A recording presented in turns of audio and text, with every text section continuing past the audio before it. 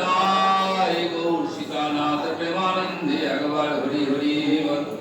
জয় গৌর সীতানাথ প্রেমানন্দে একবার হরি হরি বল। নিত ভক্তবৃন্দের চরণে আমার কোটি কোটি প্রণাম। অতি পুণ্য তিথি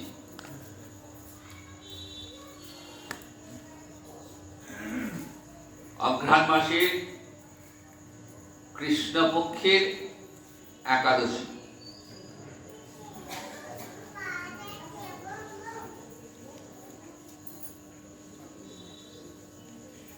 একাদশং মহাপুণ্যা সর্বপাপ বিনাশিনী ভক্তেশ্চ দীপনি বিষ্ণু পরমার্থ গতিপ্রদা।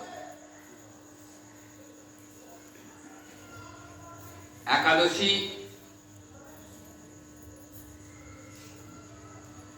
এমন এক তিথি, এত মহাপুণ্য তিথি যে এই তিথি বা ব্রত পালন করলে সমস্ত পাপ ধ্বংস হয়ে যায়।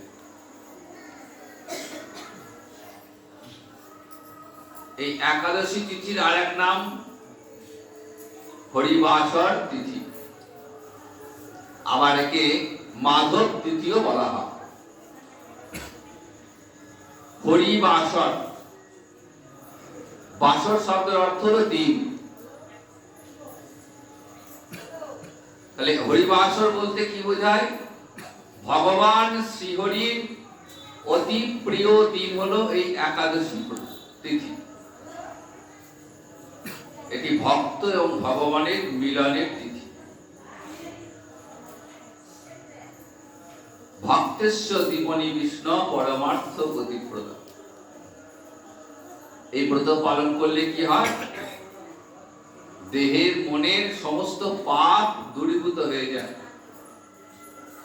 আর কি হয়? বিষ্ণু ভক্তির উদ্দীপন ঘটায়। একাদশী ব্রত পালন করলে হরি ভক্তি লাভ হয়, গৌর ভক্তি লাভ হয়, গৌর কৃপা লাভ হয়। পরমার্থ গতিপ্রদা বললেন পরমার্থ দান করতে পারে। একাদশী এমন এক ব্রত, এই ব্রত পরমার্থ পঞ্চম পুরুষার্থ, এই রাধা মাধবের চরণে প্রেম সেবা লাভ, গৌর নিত্যানন্দ চরণে প্রেম সেবা লাভ, এই পঞ্চম পুরুষার্থ লাভ হয়ে যায়। আজকে যে একাদশী, সেই একাদশীটার নাম হলো উৎপন্না একাদশী।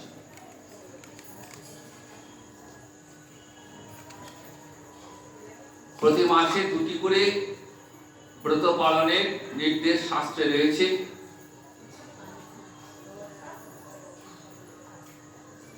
প্রতি মাসে দুটি করে ব্রত, বছরে 24টি। আর পুরুষোত্তম মাস যোগ হলে আরো দুটি একাদশী বৃদ্ধি পায়, সেক্ষেত্রে 26টি একাদশী। হরিভক্তি বিলাসে সনাতন গোস্বামী পাদ খুব স্পষ্ট করে উল্লেখ করে দিয়েছেন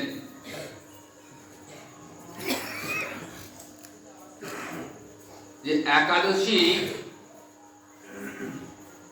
যদি দশমী বিদ্যা হয়, তাহলে বিদ্যা একাদশী সর্বদাই পরিত্যাগ। এই যে উৎপন্না একাদশী, আজকে যে একাদশী, সেই একাদশী ব্রতটা নিয়ে একটু সংশয় তৈরি হয়েছে। কেউ কেউ গতকাল একাদশী করেছেন, আবার অনেকে আজকেও করছেন। আপন আপন গুরুপাঠের আদেশ অনুসারে, নির্দেশ অনুসারে পালন করার কর্তব্য। তো গোস্বামী মতে আজকে একাদশী। পঞ্জিকাতে দেখবেন আছে PM বাগজি, বেনি মাধবশীল, গুপ্ত প্রেস, এই সমস্ত পঞ্জিকা। কারণ এই পঞ্জিকাগুলি সূর্য সিদ্ধান্ত অনুসারে লিখিত। তিথি নক্ষত্র যা সব সূর্য সিদ্ধান্ত অনুসারে। এটা অতি প্রাচীন মত। আর একটা সিদ্ধান্ত আছে দিক সিদ্ধান্ত, যেটা সমুদ্রের উপর নির্ভর করে গণনা করা হয়। তবে সাধারণত এই সূর্য সিদ্ধান্তটাই অতি প্রাচীন মত, এবং এই মত অনুসারে গণনা করে একাদশী ব্রতটা বা অন্যান্য তিথিগুলি গণনা করা হয়। আর সেই সূর্য সিদ্ধান্ত মত অনুসারে এই দশমীটি, এই একাদশীটি বিদ্যা একাদশী।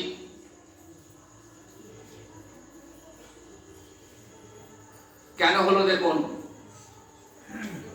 মানে খুব সূক্ষ্ম বিচারে প্রত্যেকটা তিথির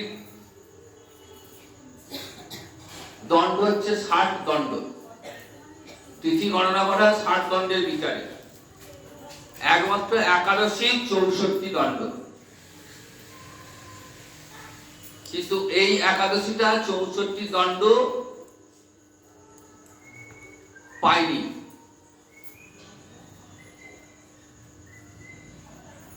চারটে 18 দশমী শেষ হয়েছে, আর 4টে 22 একাদশী লেগেছে। সূর্যোদয়ের 1 ঘন্টা 36 মিনিট পূর্বে হয় অরুণোদয়।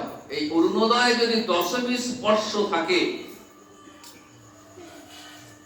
তাহলে কিন্তু বিদ্যা একাদশী হয়ে গেল, দশমী বিদ্যা একাদশী। আর এই দশমী বিদ্যা একাদশী সর্বদাই পরিত্যাজ্য। আর বিদ্যা একাদশী করলে ফল উল্টো হবে। সেক্ষেত্রে কি করতে হবে? দ্বাদশী বিদ্যা একাদশী পালন করতে হবে। আর এবারে যে তিথিটা এত সূক্ষ্ম বিচার সবাই করে না, জানে না। 4টে 18 দশমী তিথি শেষ হয়েছে, 4টে 22 একাদশী লেগেছে। তাহলে 18 থেকে 22 এই 4 মিনিট, এই সময়টার মধ্যে কোনো তিথি স্পর্শ করেনি। সেই জন্য এটাকে শাস্ত্রে বলা হয়েছে মল বা বিদ্যা। এই সময়ে কোনো ধর্মীয় কাজ করা যাবে না। এই 4 মিনিটে কোনো ধর্মীয় কাজ হবে না। যদি একাদশীটি যদি 4টে 18 পড়তো তাহলে কিন্তু বিদ্যা হতো না। যেহেতু ওই মাঝে 4 মিনিট কোনো তিথি পায়নি, ওটা বিদ্যা বা মল হয়েছে। সেই জন্য পরের দিন অর্থাৎ আজকে এটা গৌড়ীয় বৈষ্ণব মত, গোস্বামী মত, হরিভক্তি বিলাসের বিচারে আজকে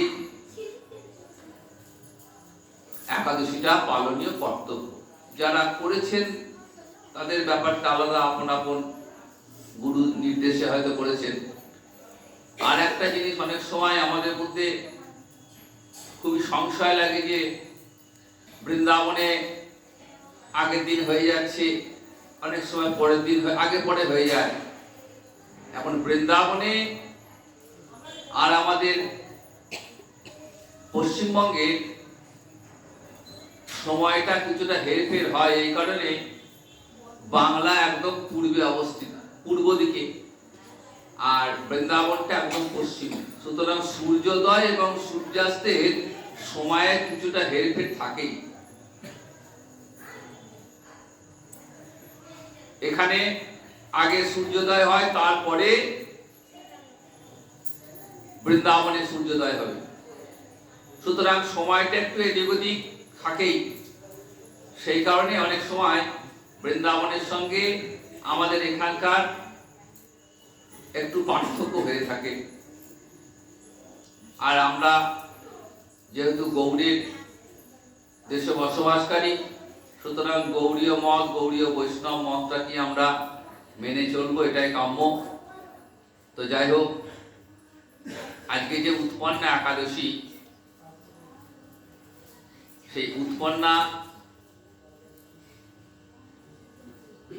একাদশীর মাহাত্ম্যটা একটু প্রথমে আমরা আস্বাদন করে নিই, যে কেন এই একাদশী নাম উৎপন্ন হল। অর্জুন ভগবান শ্রীকৃষ্ণকে বলছেন, হে কেশব, অঘ্রাণ মাসের কৃষ্ণপক্ষের যে একাদশী তার মহিমা কি, আর সেই একাদশীর নাম কি আমি জানতে চাই।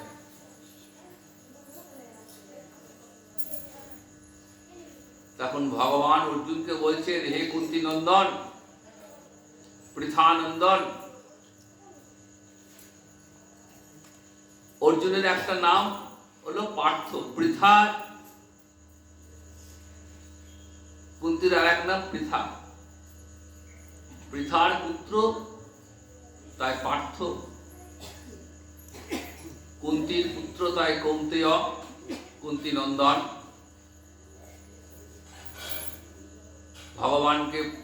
ভগবান বলছেন যে হে কুন্তি পুত্র,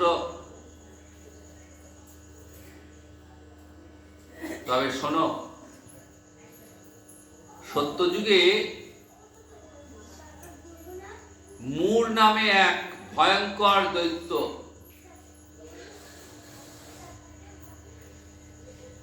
এক অসুরের আবির্ভাব হয়।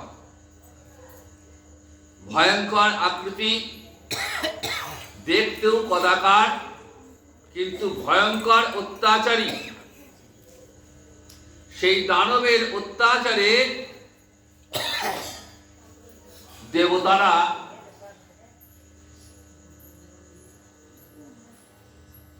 স্বর্গচ্যুত হয়ে এদিক ওদিক ঘুরে বেড়াতে লাগলো, কারণ সেই দানবের মুখোমুখি হওয়ার ক্ষমতা কারণে।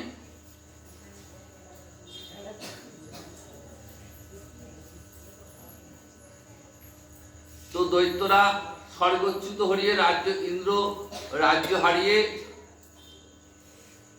মহাদেবের কাছে গেছেন। মহাদেবের কাছে এই দানবের অত্যাচারের কথা শোনালেন। মহাদেব শ্রবণ করে বললেন যে আপনারা বিষ্ণুর কাছে যান, তিনি পারবেন আপনাদেরকে রক্ষা করতে। ব্রহ্মাদি দেবগণ ক্ষীরসাগরের তীরে গিয়ে বিষ্ণু স্তব স্তুতি করে ভগবান বিষ্ণুকে সন্তুষ্ট করলেন এবং বিষ্ণু তব দেবরাজ ইন্দ্রের কাছে সমস্ত কিছু শুনলেন। শোনার পর অত্যন্ত ক্রুদ্ধ হয়ে সেই দানবের মুখোমুখি হবার জন্য দেবরাজ ইন্দ্রের সঙ্গে এলেন। সামনাসামনি দানব এবং বিষ্ণুর সাক্ষাৎ। দেবসেনাদের অসুর সেনারা পরাজিত করল। দেবসেনারা সব ভয়ে যুদ্ধক্ষেত্র ছেড়ে চলে গেল। দেবরাজ ইন্দ্র পরাজিত। ভগবান একা দাঁড়িয়েছেন। তিনি এই দানবের অত্যাচার দেখে অত্যন্ত ক্রুদ্ধ হয়ে সুদর্শন চক্র প্রয়োগ করলেন। সমস্ত অসুর সৈন্য নিহত হল। শুধু ওই মূল নামক দৈত্য বেঁচে রইল। ভগবানের সঙ্গে ভয়ঙ্কর যুদ্ধ, কিন্তু যুদ্ধে ওই দানবকে তিনি পরাজিত করতে পারলেন না। তখন ভাবছেন যে কি উপায়ে একে দমন করা যাবে। ভাবতে ভাবতে তিনি একটা গুহাতে এসে প্রবেশ করলেন। সেই গুহাতে প্রবেশের একটাই পথ এবং ভেতরে ভেতরে অনেকটা প্রশস্ত। তো সেই গুহাতে ঢুকে ভগবান শ্রী বিষ্ণু শয়নে আছেন। এমন সময় ওই মূল নামক দানবটি ভগবান বিষ্ণুর পিছন পিছন ধাওয়া করতে করতে গুহার ভিতরে প্রবেশ করে। তখন ভগবানের দেহ থেকে এক দেবী মূর্তি অবতীর্ণ হলেন। এবং তিনি তার তেজের দ্বারা ওই অসুরকে বধ করলেন। ভগবান নিদ্রাভঙ্গে দেবীকে দেখে জিজ্ঞাসা করছেন যে তুমি কে, আর তুমি কেমন করে এই অসুরকে বধ করলে?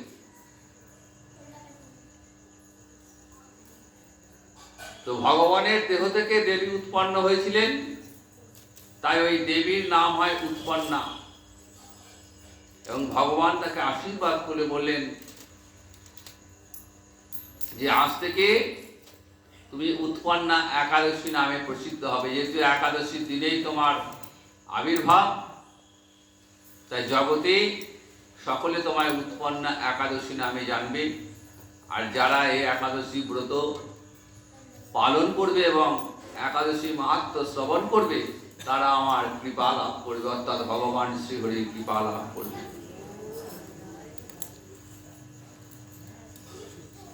আজকের তিথিটা আর একটা কারণে গুরুত্বপূর্ণ। আজকে নরহরি সরকার নরহরি ঠাকুরের তিরোভাব তিথি। গৌর পরিকর কাটোয়ার খুব নিকটে শ্রীখণ্ড গ্রামে নরহরি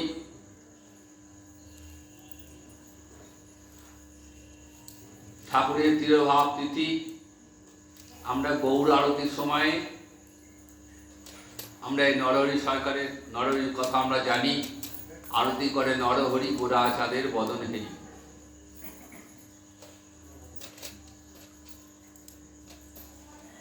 গোরা চাঁদের গৌরহরির বদন দর্শন করতে করতে নরহরি আরতি করছেন। সেই নরহরির তিরোভাব তিথি আজকে শ্রীখণ্ডের নিকটেই উন্মুক্ত প্রান্তর বড়ডাঙ্গা নামক জায়গা, সেখানে গতকাল থেকে উৎসব শুরু হয়েছে। দশমীর দিন শ্রীখণ্ডের মূল মন্দির থেকে গোপীনাথ গোবিন্দ গৌরহরিকে নিয়ে এই বড়ডাঙ্গা মন্দিরে আনা হয়।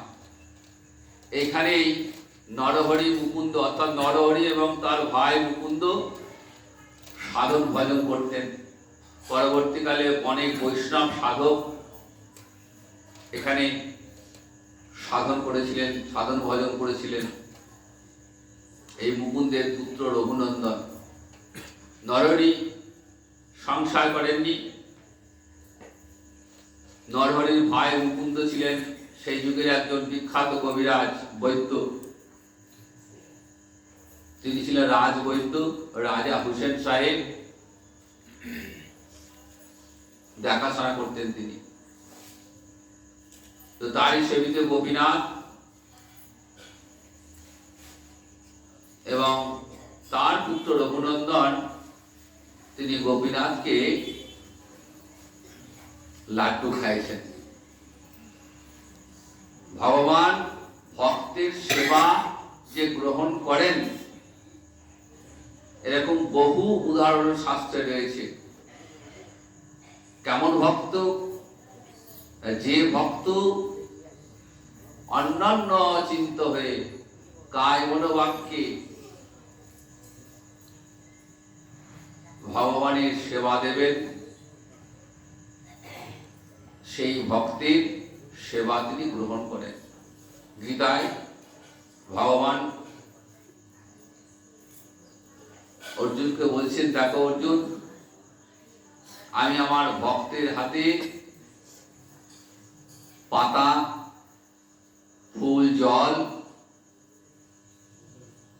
যে যা দেয় তাই গ্রহণ করি। পত্রং পুষ্পং ফলং তোয়ং যো মে ভক্তা প্রদিচ্ছতি ভক্তা উপরহিত অস্মামি প্রযুক্ত।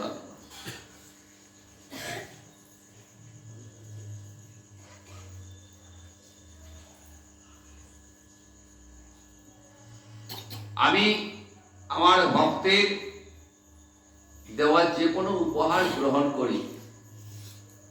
আমি ভক্তের জাতি বিচার করি না।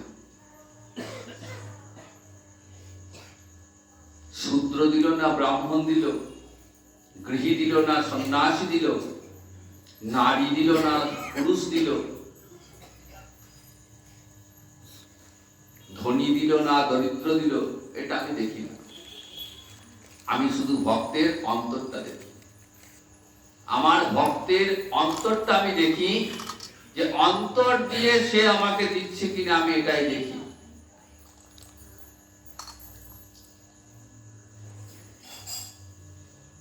রঘুনন্দন তার প্রমাণ। একবার বিশেষ কাজে মুকুন্দ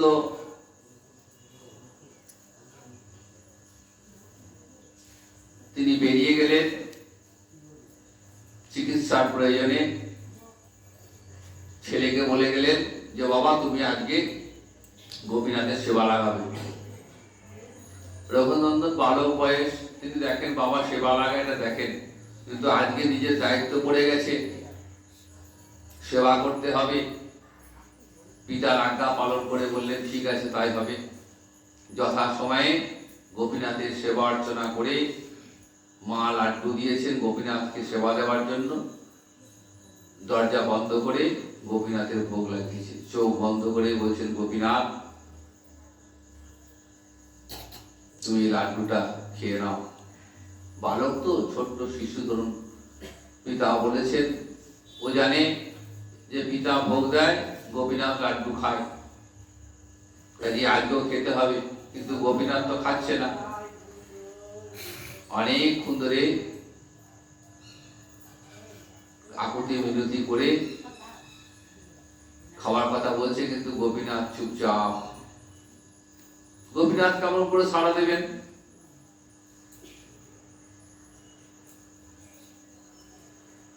চোখ খুলে দেখছেন রঘুনন্দন লাড্ডু যেমনকার তেমনি পড়ে রয়েছে।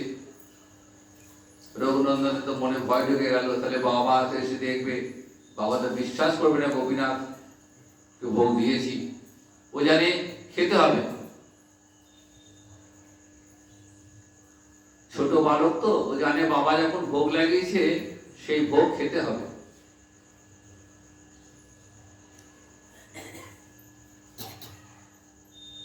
গোপীনাথকে বলছে, শেষে এমন কথা বলল যে দেখো গোপীনাথ তুমি যদি না খাও তাহলে কিন্তু বাবা বিশ্বাস করবে না ভোগ দিয়েছি। লাঠি ধরেছেন, খাবে কিনা বলো। ভক্তের আকুলতায়, ভক্তের হৃদয়ের আকুতিতে ভগবান ভক্তের দেওয়া উপহার গ্রহণ করেন। গোপীনাথ পরম আনন্দের সঙ্গে লাড্ডু তুলে নিচ্ছেন আর খাচ্ছেন, পরম আনন্দে খাচ্ছেন। আর রঘুনন্দন তাকিয়ে তাকিয়ে দেখছেন। নৈবেদ্যে যত লাড্ডু ছিল সব খেয়েছেন, আর তো কিছু পড়ে নেই। রঘুনন্দনের মনে তো খুব আনন্দ, যে প্রতিদিন তো বাবার হাতে খায়, আজকে আমার হাতে খেয়েছে। বাবা যথারীতি ফিরে এসে বলছেন ভোগ লাগিয়েছিস? বলছে হ্যাঁ বাবা লাগিয়েছি। তাহলে প্রসাদ দাও। বলছেন বাবা প্রসাদ কোথায় পাবো, সব তো গোপীনাথ খেয়ে নিয়েছে। বাবা বিশ্বাস করছেন না, বলছেন তাই হয় নাকি? আমি তো ভোগ লাগাই, বাবা তো জানেন আমি তো ভোগ দিই, গোপীনাথ তো এসে লাড্ডু হাতে তুলে খায় না, বাবা জানেন। বাবা পণ্ডিত মানুষ, শাস্ত্রজ্ঞ মানুষ।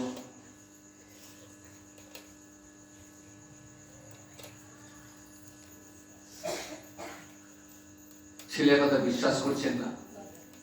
বাবা ছেলে বলছে বিশ্বাস করো বাবা, আমি গোপীনাথকে খাইয়েছি। তখন বাবা ভাবছেন যে ছেলে তো মিথ্যা বলা ছেলে নয়, মিথ্যা বলছে না, তাহলে আমাকে ব্যাপারটা তো জানতে হবে, ব্যাপারটা কি করবো। এরপর একদিন পরীক্ষা করবার জন্য ইচ্ছা করে ছেলেকে বললেন দেখো বাবা আমি আজকে বেরিয়ে যাচ্ছি, তুমি ভোগ লাগিও। সেদিন কিন্তু গেলেন না, বাড়ি থেকে বেরিয়ে কিছুটা দূরে অপেক্ষা করছিলেন। যথারীতি মা ভোগের ব্যবস্থা করেছেন।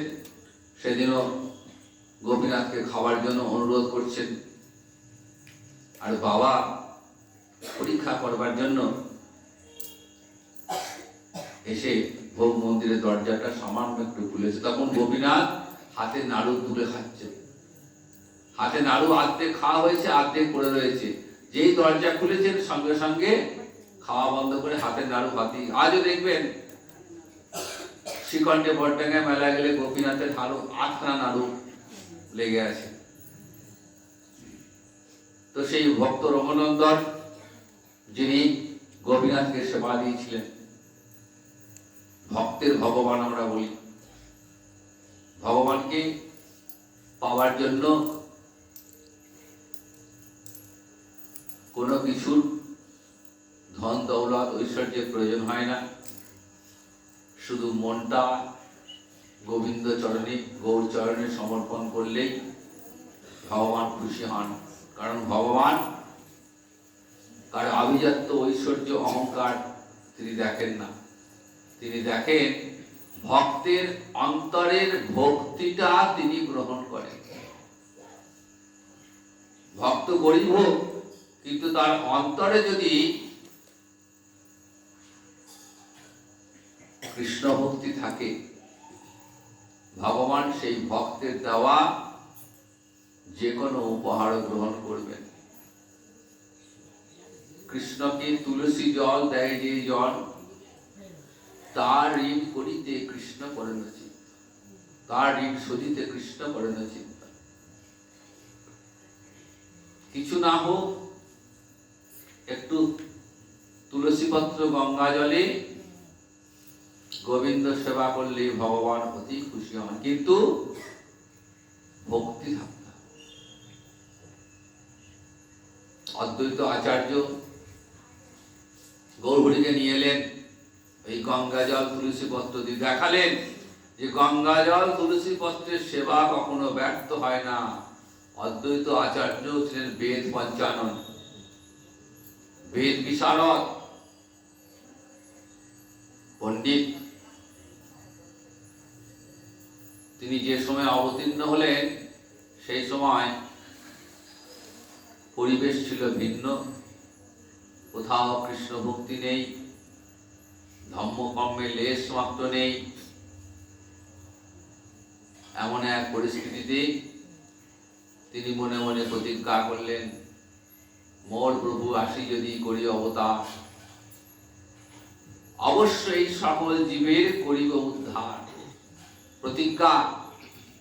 অদ্বৈত আচার্যকে বলা হয় গৌরাঙ্গ ঠাকুর। তিনি গৌরহরিকে নিয়ে এসেছিলেন, শান্তিপুরের ঘাটে বসে গঙ্গা জল তুলসী পত্র দিয়ে কতই না ডেকেছেন। নয়ন জলে বুক ভাসিয়ে প্রাণ কৃষ্ণ এসো বলে তিনি কতই না আহ্বান করেছেন। তো সেই অদ্বৈত আচার্যের আহ্বান ব্যর্থ হয়নি।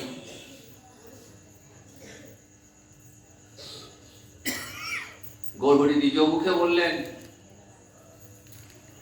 সুতিয়া আসিনু মই ক্ষীরোদ সাগরে, আসিতে হইল মোরে নাড়ার অহংকারে। নাড়া মানে অদ্বৈত আচার্যের কথা বললেন। অদ্বৈত আচার্যকে এ প্রভু নাড়া বলে সম্বোধন করতেন। অদ্বৈত আচার্য বাংলাদেশে নারিয়াল বংশে জন্মগ্রহণ করেছিলেন। তাই প্রভু আদর করে নাড়া সম্বোধন করতেন। তাই বলছেন, আমি ছিলাম ক্ষীরসাগরে, শুয়েছিলাম, শয়নে ছিলাম, কিন্তু অদ্বৈত আচার্যের হুঙ্কারে আমাকে আসতে হল।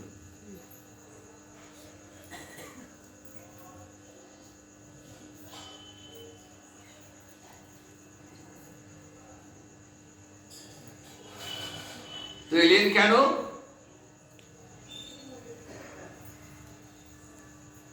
নাম সংকীর্তন লীলা করবার জন্য। এর আগে দাপরে এলেন, দাপরে এসে অশেষে বিশেষে অনন্ত রসবৈচিত্র্য আস্বাদন করলেন।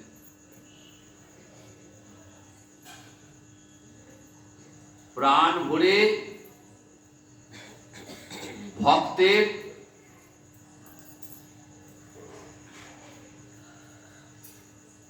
অন্তরে যে ভাব, যে ভক্তি গ্রহণ করলেন,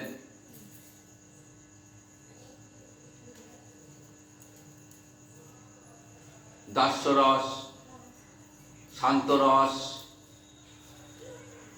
বাৎসল্য রস, সখ্য রস, এক এক রসে এক এক রকম আস্বাদ।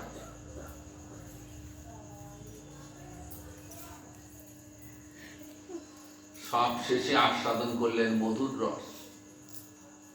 এই মধুর রসের মধ্যে সমস্ত রসের মিশ্রণ ঘটেছে, তাই সমস্ত রসের থেকে শ্রেষ্ঠ হচ্ছে মধুর রস। এই মধুর রসের আধার শ্রীমতী রাধারানী এবং তারই শক্তি। এই রাধারানী থেকে কোটি কোটি গোপীর আবির্ভাব। কাজে রাধারানী এবং গোপীদের সঙ্গে অনন্ত রস ও বৈচিত্র্য আস্বাদন করলেন।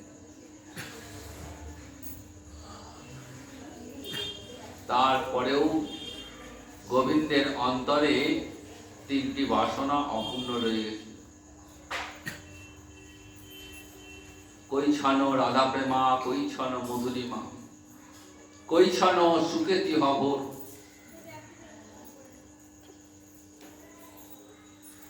গোলকে বসে গোবিন্দ ভাবছেন যে আমি তো রাধারানীকে ভালোবেসেছি, রাধারানী আমাকে ভালোবেসেছে, কিন্তু রাধারানীকে ভালোবেসে আমি অন্তরে যে সুখ আস্বাদন করেছি তার থেকে কোটি কোটি গুণ বেশি সুখ আস্বাদন করেছেন রাধারানী।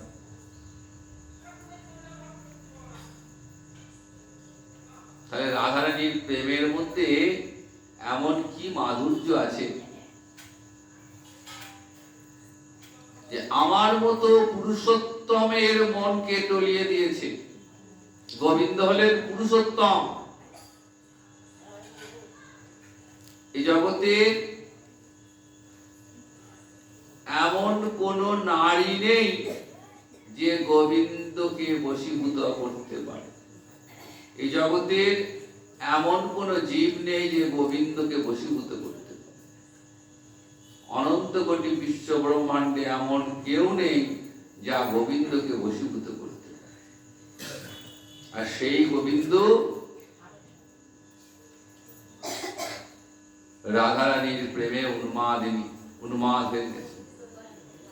ওই প্রেম আস্বাদন করেও গোবিন্দের অন্তরের আশা মিটল না।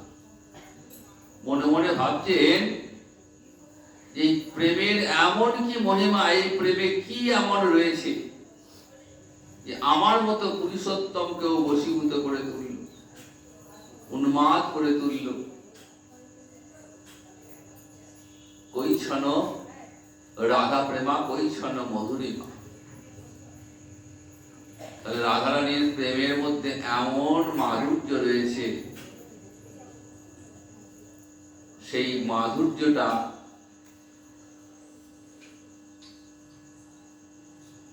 আমাকে যদি আস্বাদন করতে হয়, রাধারানীর প্রেমের মাধুর্য যদি আমাকে আস্বাদন করতে হয়, সেই অন্তরের সুখ যদি আস্বাদন করতে হয়, তাহলে রাধারানীর অন্তরের ভাবটাকে আমাকে গ্রহণ করতে হবে।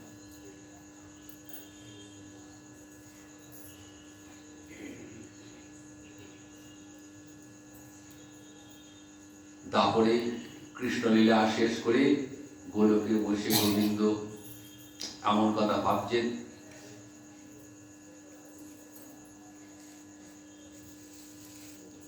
আবার চিন্তা করছেন যে চিরকাল নাহি করি প্রেম ভক্তি দান, ভক্তি বিনা জগৎ জীবের নাহি অধিষ্ঠান।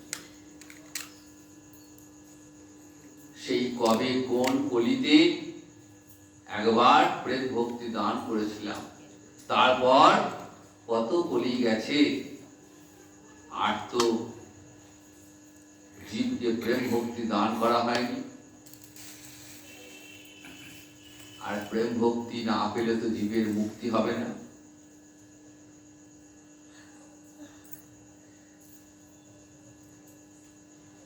সুতরাং জীবের মুক্তির জন্য প্রেম ভক্তি জীবকে কলিহত জীবকে দান করতে হবে।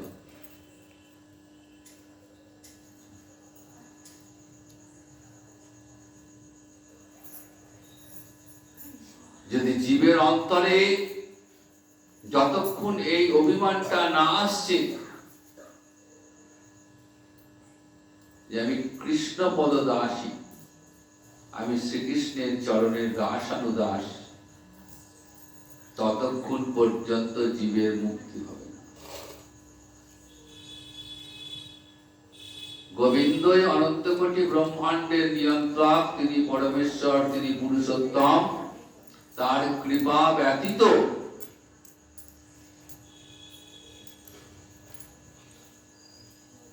ভক্তি লাভ সম্ভব নয়।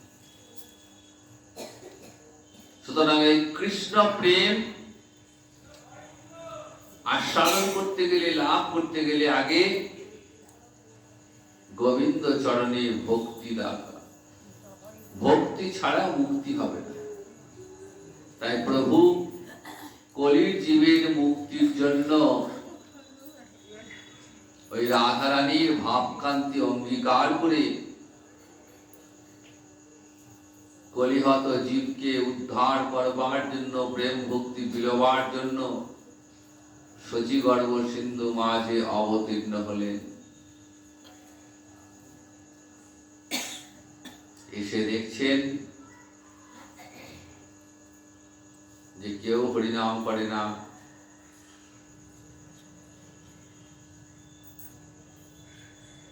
কৃষ্ণ নাম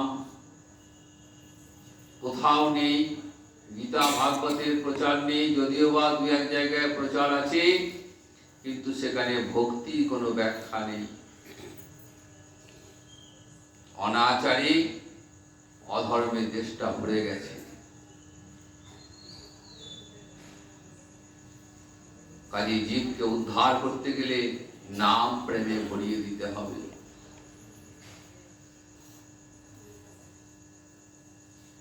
তাই শুরু করলেন নাম সংকীর্তন লীলা। এবারে লীলা নাম সংকীর্তন লীলা। হরিনাম সংকীর্তন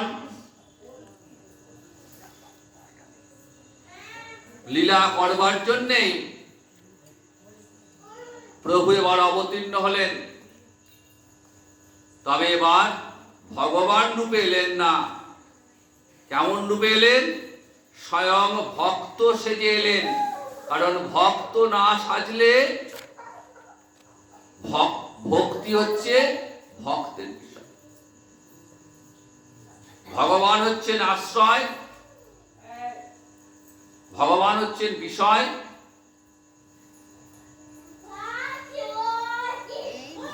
আর ভক্ত হচ্ছেন আশ্রয়। তাই ভক্তি লাভ করতে গেলে ওই আশ্রয় জাতীয় সুখ আস্বাদন করতে হবে।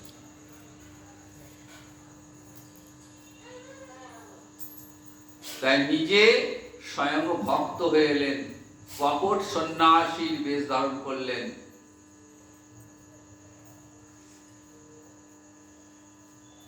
কলিহত জীবের অন্তরে ভক্তি আনার জন্য তিনি সন্ন্যাসীর বেশ ধরেছেন।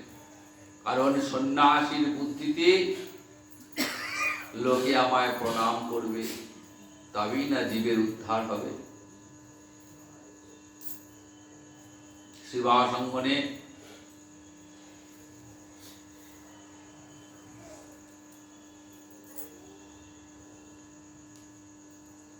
অদ্বৈত আচার্য নিতাই চাঁদ শ্রীবাস গদাধরকে সঙ্গে নিয়ে শুরু করলেন হরিনাম সংকীর্তন।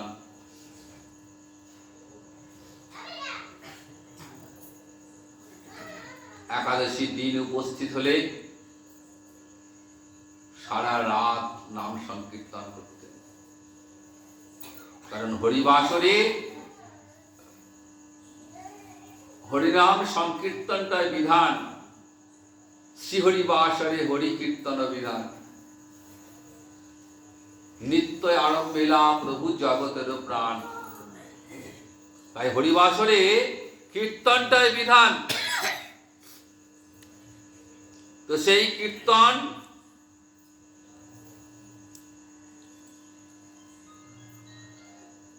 নিজে আনন্দ উপভোগ করলেন কীর্তন আনন্দে, আর জগৎ জীবকে সেই আনন্দ দান করলেন। হরিবাসরে দিন উপস্থিত হলে ভক্তগণকে সঙ্গে নিয়ে প্রভু নৃত্য করছেন। হরে কৃষ্ণ কৃষ্ণ কৃষ্ণ হরে হরে, হরে রাম রাম রাম হরে হরে, হরে কৃষ্ণ কৃষ্ণ কৃষ্ণ হরে হরে, হরে রাম রাম রাম হরে হরে। নৃত্য করছেন ভক্তগণকে সঙ্গে নিয়ে শ্রীবাস পণ্ডিত গদাধর।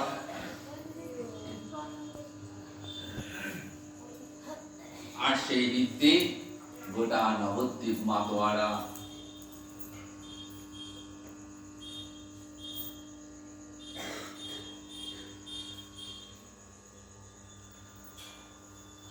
তো সেই পূর্ণ একাদশী, উৎপন্না একাদশী তিথি,